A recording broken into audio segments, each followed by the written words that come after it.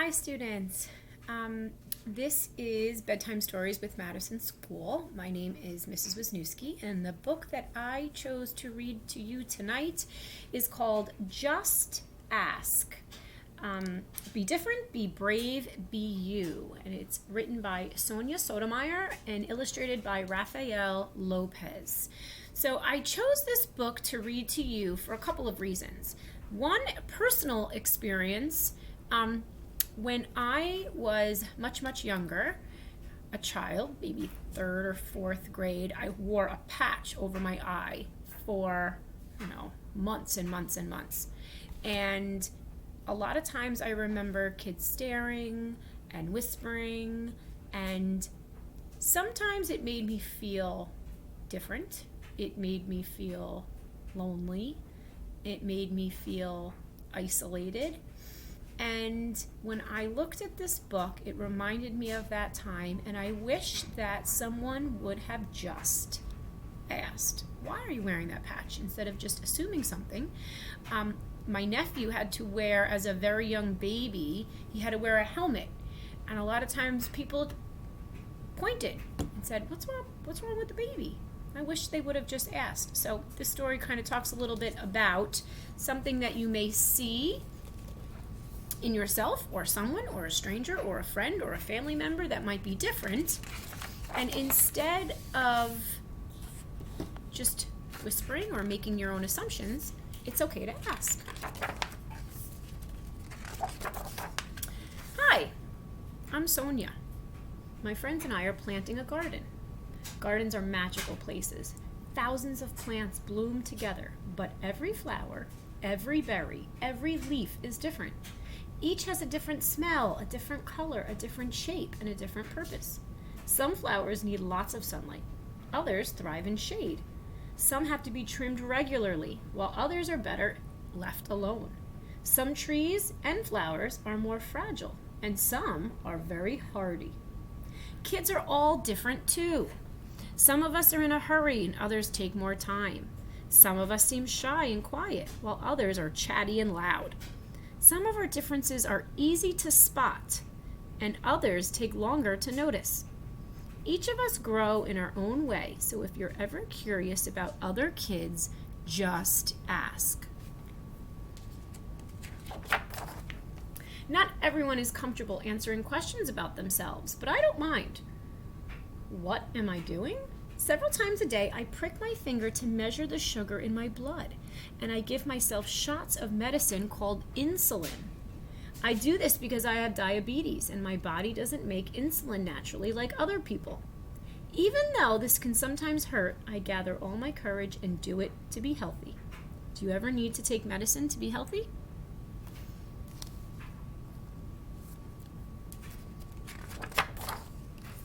I do. My name is Raphael, and I have asthma, which means sometimes I have trouble breathing. When that happens, I take a break and use an inhaler with medicine to make breathing easier. Quiet time helps me slow down and catch my breath. My inhaler is a tool I use to help my body. Do you have a tool to help your body? Anyone ever see or know anyone that uses an inhaler? I'm Anthony, and I use a wheelchair to get around. Even though I can't run with my legs, I can go super fast.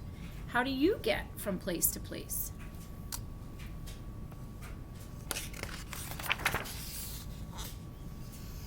My name is Madison, and I use a guide dog named Lucky to help me get places safely because I'm blind.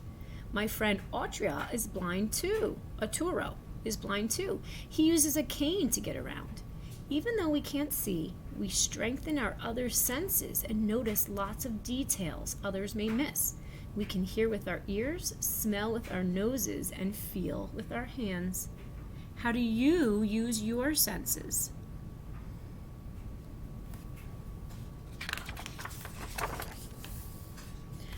I'm VJ. I learn about the world differently because I can see, but I can't hear. I'm deaf. Most of the time, I communicate with people using my face and hands through sign language. It's cool to know another language. I also love reading and writing. What about you? Anybody know any sign language? I'm Bianca. I have dyslexia, so I have to work really hard and take my time when I'm reading and writing words. Sometimes I use a computer program to help me. I love learning by doing things. My imagination is filled with ideas, and I'm very good at making art from the pictures I see in my mind. Are you really good at something?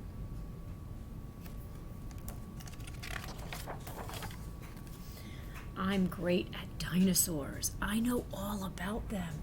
I'm Jordan, and I have autism. Organizing and counting all of my toy dinosaurs again and again makes me feel calm. My classmate, Tiana, also has autism, but it's very different for her. She doesn't speak much. I like to talk, especially like to talk about dinosaurs. What do you like to talk about?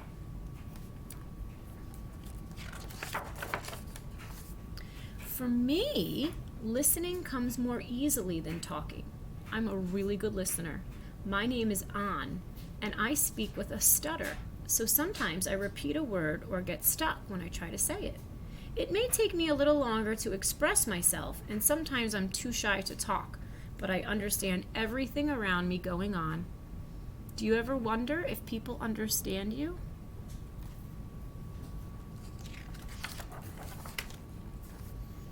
My name is Julia. Sometimes I wiggle or make sounds that I can't control because I have Tourette's syndrome. People may look at me funny because they think I'm not paying attention or just acting out. But it's not true. I am listening. I don't always like having to explain. It frustrates me. But it helps when people just understand it's what my body does. Do you ever feel frustrated?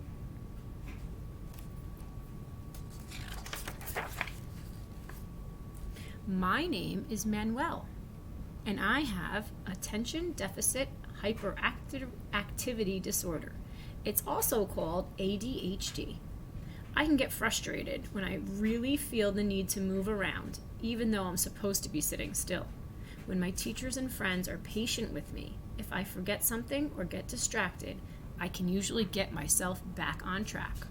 What is helpful to you? How do you get yourself back on track sometimes when you can't sit still? I'm Nolan. It's helpful to me when the food I eat has a clear label that says it's nut-free because I am allergic to nuts. They can make me so sick that I would have to go to the hospital if I ate any, even by accident. So I always tell people about my allergy and ask if any food has nut ingredients. Speaking up keeps me healthy. How do you use your voice?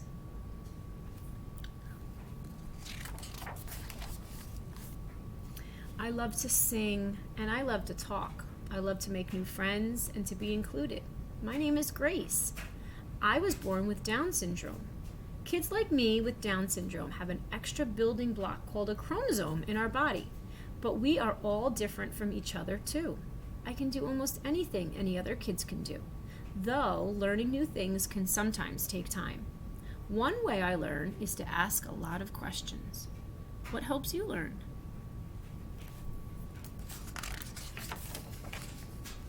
It's me, Sonia again.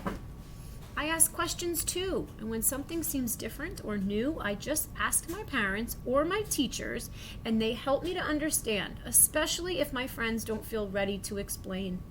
This is what I've learned. Imagine if all the plants in this garden were exactly the same. Like, what if we could only grow peas? That would mean no strawberries, no cucumbers, no carrots. It might also mean no trees or roses or sunflowers. Just like in our garden, all the ways we are different make our neighborhood, our whole world really, most interesting and fun. And just like all of these plants, each of us have unique powers to share with the world and make it a more interesting and richer place. What will you do with your powers? The end. So I just want to share with you a small paragraph that the author wrote in the beginning of the book. And as I was reading this letter to the readers from Sonia, who wrote the book, this paragraph connected to me. Just listen. I hope by seeing yourself or your friends in this story, you will understand that we're all different, and you will find that notion comforting and empowering. Instead of letting that difference hold you back, instead look at it as an advantage, as something positive. I hope you too will recognize what we have in common.